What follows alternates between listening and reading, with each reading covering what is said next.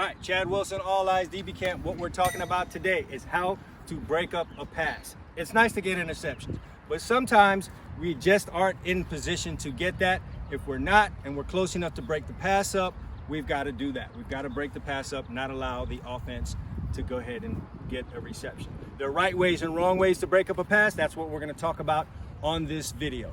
Coming right up on DB Tip Clips.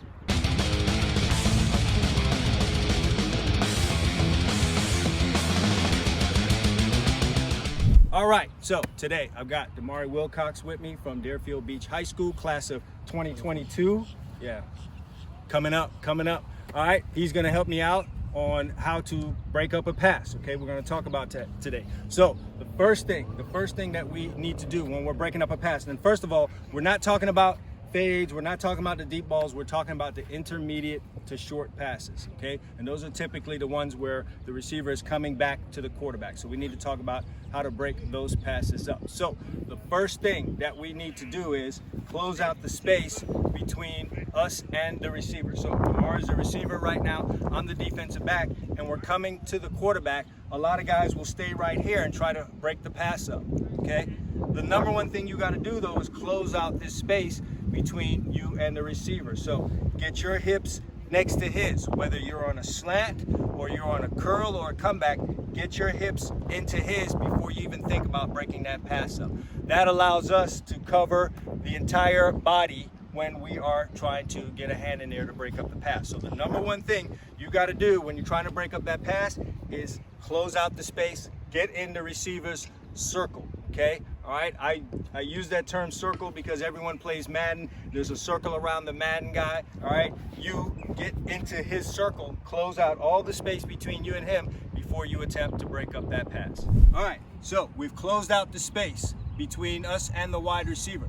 The next important thing is the hand that we use. You have to use, if you cannot intercept the pass, you have to use your offhand to break up the pass, okay? There are a number of reasons for that. First of all, the offhand allows us to cover the entire body. So let's say the pass is on the outside.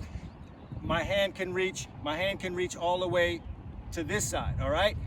The other thing too is if we attempt to use this hand, what will happen is we create space between, put your hands up. We create space to use this hand. It's very hard for us to be in here tight and use this hand and get it to where we want to go. So when we use this wrong hand, we tend to open up the space, and now you see how I can't reach? I can't reach this ball to this side of him. But if I have the space closed out and I use this opposite hand, see this? See how I can reach everywhere with this one, all right? Okay, so it's important for us to use this offhand when that ball is coming. So I'm gonna show you an example of that. That ball is coming in, we can reach in here and tap it out. I'm gonna show that to you again. I'm running with the receiver, he puts his hands out, I close out the space and I use that one. Okay, here's the last reason why we want to use that opposite hand. If I come in here and I use this hand instead of using this one, and he happens to catch the ball and I miss, I don't have a hand to secure him. So if he turns out, I can't stop him from running down the field with the ball, okay? Here's what happens when we use the proper hand, okay? When I'm using this hand, I also have this hand right here ready. So let's say he sends it in and I don't stop it, I still got this hand here to grab him and make the tackle. So number one, close out the space. Number two, use the offhand. All right, now the third and final thing you need to remember when you're trying to break up a pass, again, an intermediate or short passes, close out the space, we're using the opposite hand. Now what do we do with this hand? A lot of guys will come up and they'll wave at the ball. They try to time up when the ball is coming, almost like it's a baseball and they're trying to hit it with a bat. That's the absolute wrong thing to do. You've got to take this hand in there and leave that hand in the basket. Leave that hand in the basket. Here's what happens. I'm gonna show you what happens when we do this the wrong way sometimes. Ball's coming in, I wave at it, I'll miss. Okay, a lot of times you'll miss. In the middle of running to a ball and everything happening around you, it takes a lot for you to time that ball coming in and trying to hit it with. Sometimes you'll miss. You'll see that often. Guys will miss. Now, you might get lucky and maybe you obstructed the receiver enough and he got, distracted and he dropped the ball, but the really good ones aren't. They'll catch that ball after doing that. But when I leave my hand in the basket, it's a different thing. Comes in, I leave my hand here and I just leave it in here. When that ball hits my hand, I push it down, okay? You gotta leave that hand in the basket. So let's review.